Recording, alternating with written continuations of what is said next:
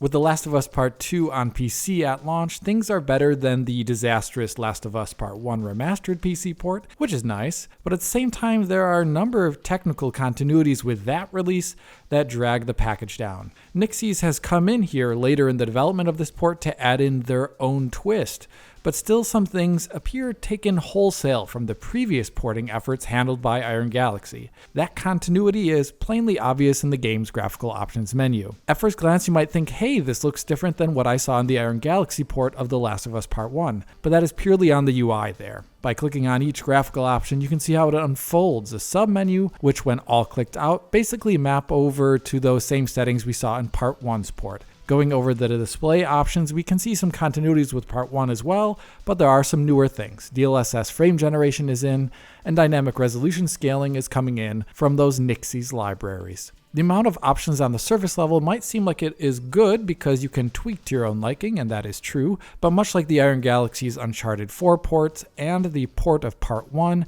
scaling over PlayStation 5 here is very minimal. As an example of something that scales higher than PS5, you have screen space shadows, which were not present on that platform. Here you can see them adding in more shadows, purely in screen space, to the area underneath the fence here, and we can also see that the character shadow here up close for the main character is higher quality on PC due to the addition of a contact shadow setting, which here has been set to very high. So in general, I would say shadows is the area where you get the biggest quality upgrade in this game, but the rest is very similar to what you would find on the PlayStation 4 or 5.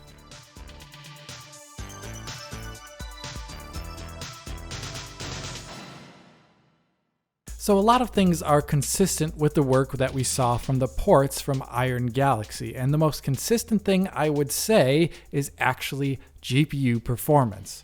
When The Last of Us Part 1 launched on PC and even later on, I lamented that the amount of hardware you needed to have to get PlayStation level performance was a wide outlier in comparison to any and every other game I've possibly ever reviewed on PC. Part 2 continues that tradition. The official specs recommend an RTX 3060 for 1080p 60 at medium settings, but you might be surprised what medium settings actually means. Looking at the main menu, one thing that's easy to see is that medium settings are actually worse than the quality of the game's graphics as found on base PlayStation 4. SSR is quite worse here, showing big full-size cross-hatching in screen space just not seen in the PlayStation 4 base version. SSR in this case is actually more similar to the high setting on PC.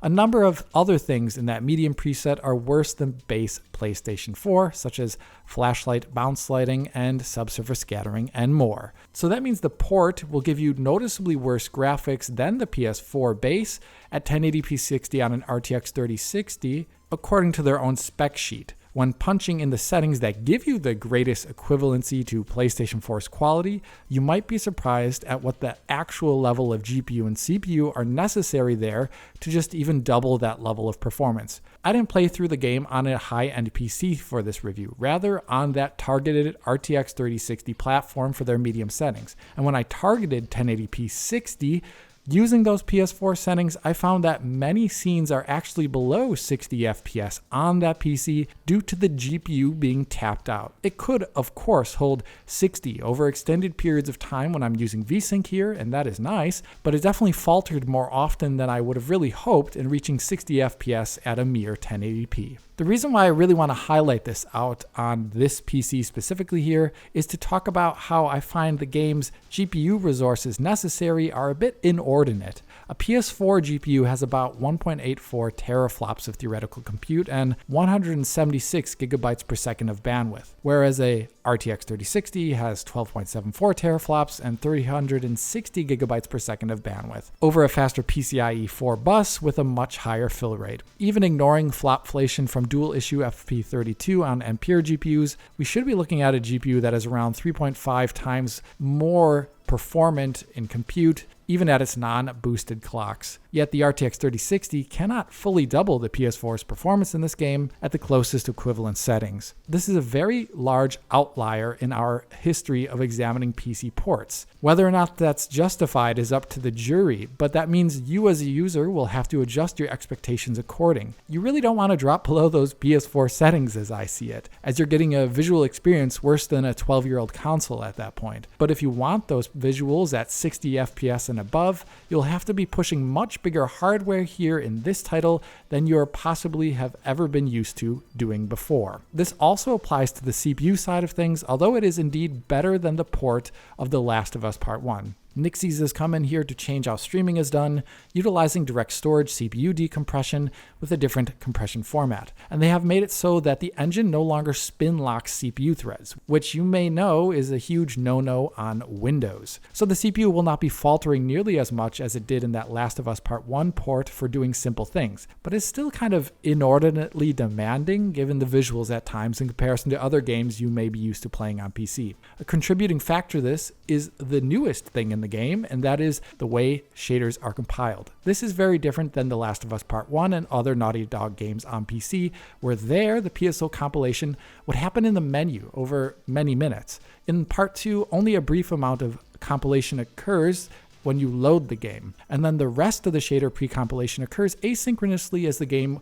world streams in while playing the game. As new objects are loaded in to memory as you move forward, the associated shaders start pre-compiling before those objects and materials are visible, and this happens on background, less utilized threads. The behavior you will constantly see while playing the game is like this. You move forward in some loading corridor that is rather barren. Something like you'd find in Half-Life 2. Then the loading occurs in this area when you cross an invisible line. And all of a sudden you can see how your CPU threads start getting nearly fully maxed out. On the Ryzen 5 3600, you could see this occurring over around a 20-second period of time as PSOs are crunched in the background. I find this behavior nice in that you do not have to wait in the menu anymore for it to be done, but it definitely has performance consequences that I will talk about. But even without talking about asynchronous PSO compilations effect on performance, you can see how the game has loading behavior that negatively affects performance. To isolate that behavior from PSO compilation, I'm running through the game in areas that I've already beaten or traversed before. And even while doing that, with no PSOs compiling in the background, we can see how there are frame time hitches and erratic frame times on a CPU like the Ryzen 5 3600. As I'm crossing this field here, we can see how there are consistent frame time spikes into the 25 millisecond region and some occasional frame time spikes above 33.3 milliseconds. The basic loading behavior in the game is strangely heavy on the CPU given this game's vintage, honestly. Forget not, it was originally designed around a 1.6 GHz tablet CPU with a 5400 RPM hard drive that would need to spin up. Yet loading in the game seems oddly immediate when it occurs and not very spread out. And I think it's harming frame times as a result. This is what the frame times look in an area that I've already ran through, so all the PSOs are precompiled. And that is not actually how it plays the first time you run through an area. The first time when you run through an area, the frame time effect of loading combines with the frame time effect of PSOs being asynchronously compiled. And this makes the game have even more erratic frame times. Like here, as we can see when I'm running through this area with Abby. Frame times are more erratic there, and there are multiple bounces above 30 milliseconds. Basically, in spite of Nixie's plumbing here, The Last of Us Part 2 still has loading behavior which negatively affects frame times, causing hitches, and they are pretty commonly found throughout much of the experience. A Ryzen 5 3600 is indeed a lot more powerful than a PS4 CPU, so I was kind of surprised to see it there, but it also affected larger CPUs. Based upon what DF contributor Mohammed has told me, these frame time spikes also occur on a Ryzen 5700 X3D, and running through this area on the 9800 X3D with a PCIe 4 NVMe drive, I could also see frame time hitches occurring. Beyond frame time hitching across all CPUs, I also saw some strange behavior occasionally.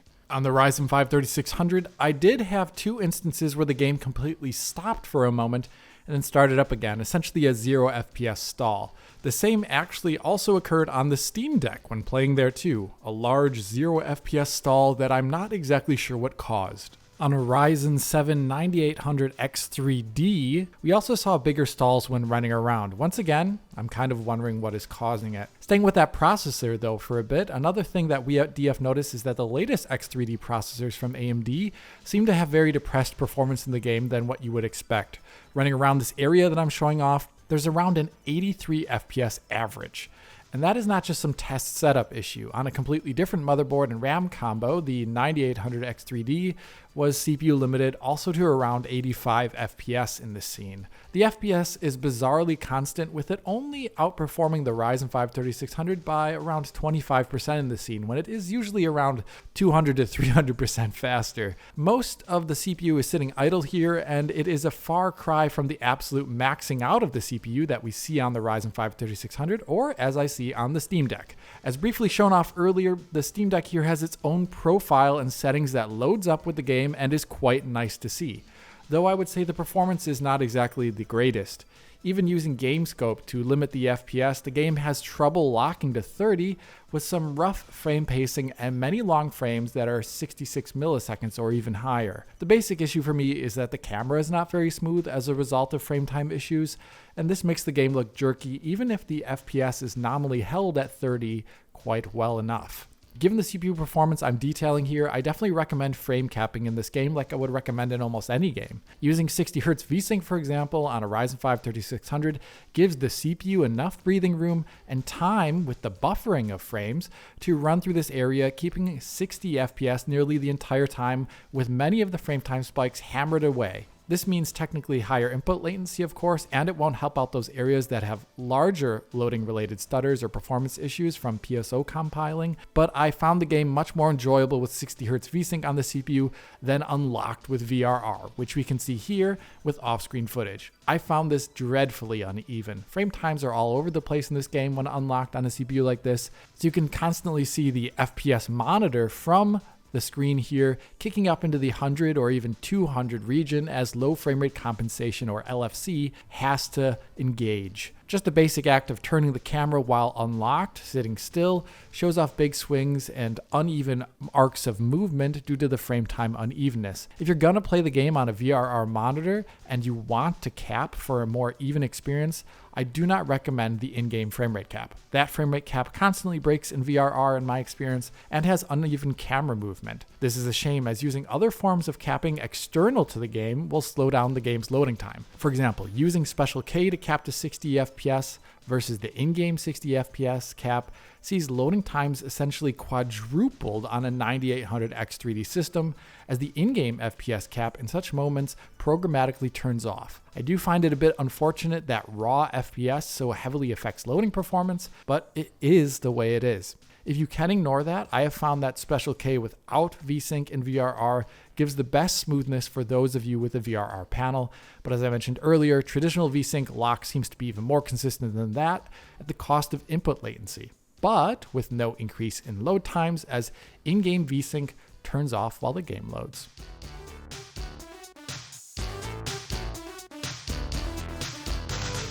Before I mention settings you may want to target for optimized settings, I want to briefly cover some smaller issues I had while playing the game. Not mentioning them all, of course, but the ones that I found most visibly obvious. One issue that was visible on the PC was how shadows at times would load in far too close to the camera, like you can see here while running forward. This is especially odd to see in the maxed out PC code, as the PS4 Pro back compat code running on PS5 even doesn't have this issue. Beyond that, there were a few times we also saw stuff flickering, like this texture on the ground here.